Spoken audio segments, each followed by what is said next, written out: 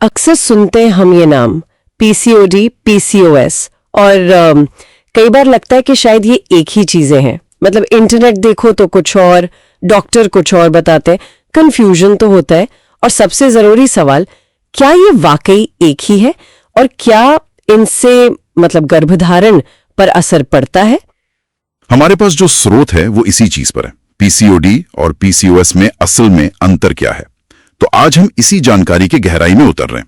हमारा मकसद बिल्कुल साफ है, इन दोनों के बीच का जो फर्क है उसे समझना, लक्षण क्या है और इनका इलाज या कहें मैनेजमेंट वो कैसे अलग है। तो शुरुआत पीसीओडी से करते हैं। पॉलीसिस्टिक ओवेरियन डिजीज, जैसा नाम में ही ओवेरियन है तो ये अंडाशय मतलब ओवरी से जुड़ी चीज लगती है। हाँ, इसमें होता यह है कि हर महीने जो अंडा बनना होता है ना, वो पूरी तरह से बड़ा नहीं हो पाता, विकसित नहीं होता, और फिर वो ओवरी में ही छोटी छोटी गांठें मतलब सिस्ट जैसे बनकर जमा हो जाते हैं। पानी की थैली जैसी रचनाएं कह सकते हैं। हाँ, और इसके लक्षण भी मतलब काफी आम से लगते हैं कई बार, जैसे पीरियड्स का टाइम पे ना होना, कभी जल्दी कभी देर से। हाँ, अनियमित माहवारी ये एक बड़ा लक्षण है। और वजन का बढ़ना धीरे धीरे ही सही, चेहरे पर मुहासे आना, बाल झड़ना भी शायद, और कभी कभी पेट में नीचे हल्का दर्द। बिल्कुल, ये सब आम लक्षण हैं पीसीओडी के। पर हाँ, स्रोत ये भी कहते हैं कि ये कोई जानलेवा बीमारी नहीं है, ये एक राहत की बात है। सही कहा। और एक दिलचस्प बात जो आपने पहले कही, पीसीओडी का असर मुख्य रूप से अंडाशय तक ही रहता है। शरीर के दूसरे सिस्टम्स पर इसका सीधा असर उतना ज्यादा नहीं होता। और अच्छी बात यह है कि जैसे स्रोत बताते हैं, सही खानपान, थोड़ा व्यायाम, योग वगैरह, मतलब लाइफस्टाइल में अगर बदलाव लाएं तो इसे काफी हद तक कंट्रोल किया जा सकता है। अच्छा। भारत में देखें तो करीब 25-30% महिलाओं में ये मिलता है किसी न किसी रूप में, और हाँ, ये अक्सर मैनेज हो जाता है। तो जीवन शैली का रोल यहाँ बहुत बड़ा है।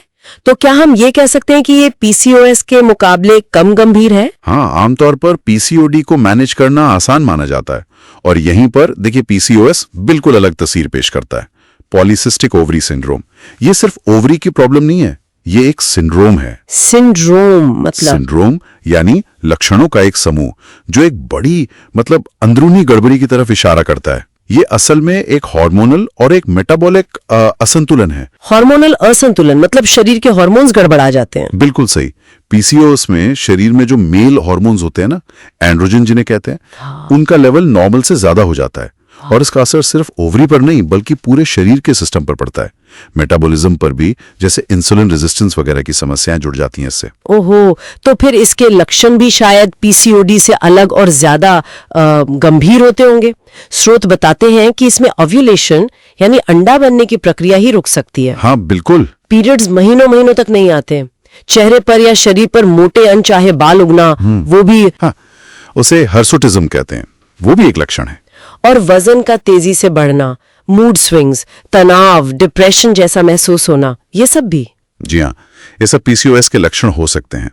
और बात सिर्फ यहीं खत्म नहीं होती, क्योंकि ये एक मेटाबॉलिक और हार्मोनल प्रॉब्लम है, तो लंबे समय में पीसीओएस दूसरी सीरियस हेल्थ प्रॉब्लम्स का रिस्क बढ़ा सकता है।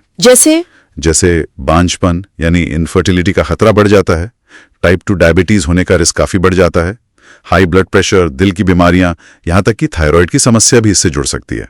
बाप रे, तो ये तो काफी व्यापक असर डालता है। हाँ, ये पीसीओडी की तुलना में कम महिलाओं में होता है, करीब 8-10% में, लेकिन इसका असर कहीं ज्यादा गहरा और पूरे शरीर पर होता है।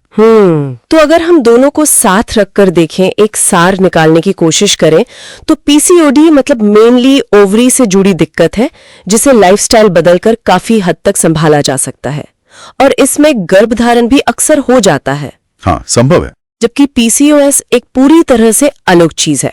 वो एक कॉम्प्लेक्स मेटाबॉलिक और हार्मोनल सिंड्रोम है, जिसके लिए दवाओं की भी जरूरत पड़ती है, साथ में लाइफस्टाइल में बड़े बदलाव भी करने पड़ते हैं। बिल्कुल। और ये गर्भधारण को मुश्किल बना सकता है, हालांकि नामुमकिन नहीं, पर मुश्किल। सही समझा मैंने। आपने बिल्कुल सही समझा, एकदम सटीक।